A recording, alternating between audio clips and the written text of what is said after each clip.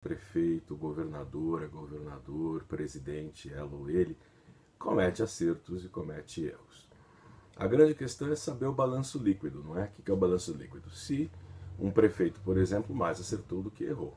Na minha opinião, o prefeito Haddad mais acertou do que errou.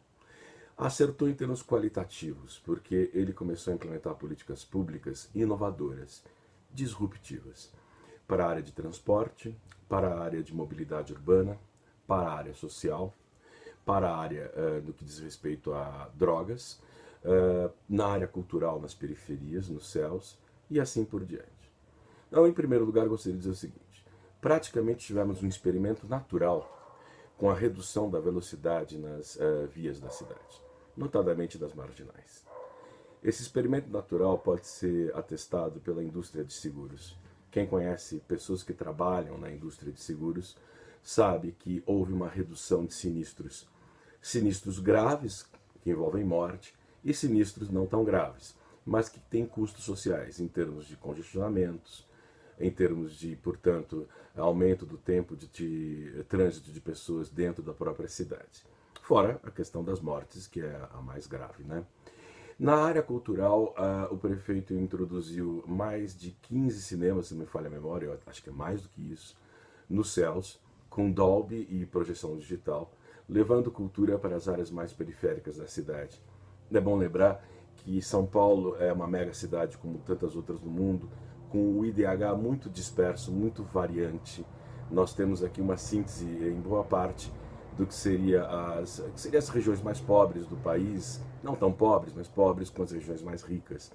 Então a gente tem que fazer uma prefeitura voltada principalmente para a maioria da população, que não são os mais ricos. Mobilidade urbana.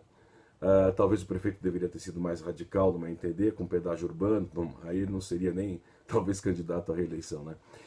Dadas as reações quase selvagens a essas propostas. Mas ocorreram avanços com os corredores de ônibus, por exemplo. Então eu acho que, racionalmente, com frieza, eu sou insuspeito, né? Quem me conhece sabe o quão sou crítico à gestão federal, à antiga gestão federal do PT. No entanto, uma coisa é uma coisa, outra coisa é outra coisa. Né? O prefeito mereceria mais 4 anos, talvez para ser mais radical ainda nas suas inovações. É claro que a política, no que diz respeito à mobilidade, tem que ser aprimorada. A sinalização de radares, a sinalização de velocidade tem de fato ser um pouco mais aprimorada.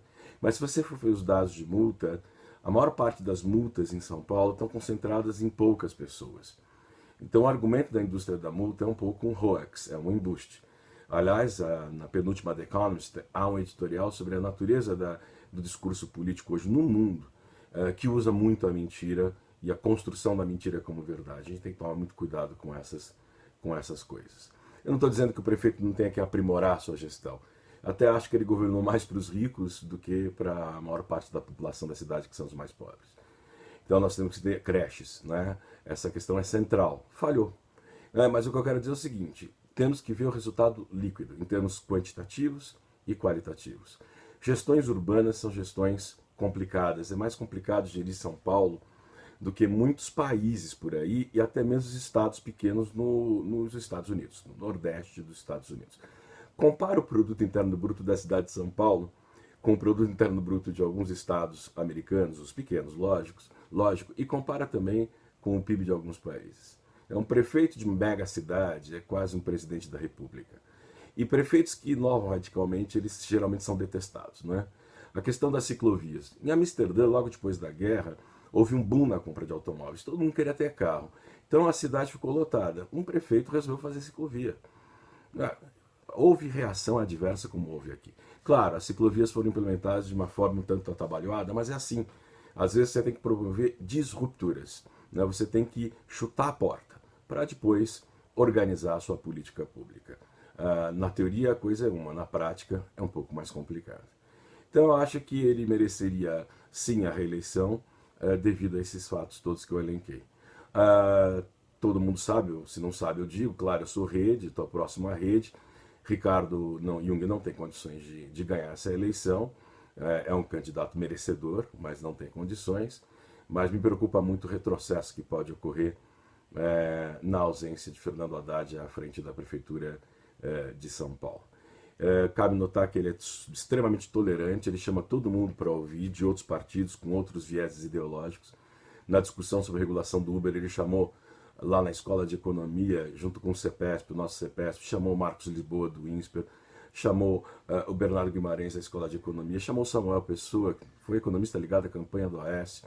Todos, a gente estudou junto na época, na FEA, na época de mestrado, para conversar, para analisar a proposta de política, todo mundo colaborou, e daí de lá saiu uma proposta muito boa, que infelizmente, para o azar dos taxistas, por causa do sindicato, não foi discutido, e eles estão no pior dos mundos em termos regulatórios. Enfim, a minha visão sobre a Haddad é essa, quer dizer, eu acho que racionalmente nós temos que premiar quem inova, como Bloomberg, né, inovou em Nova York, mas infelizmente ele não foi premiado. Esse é o risco de você inovar.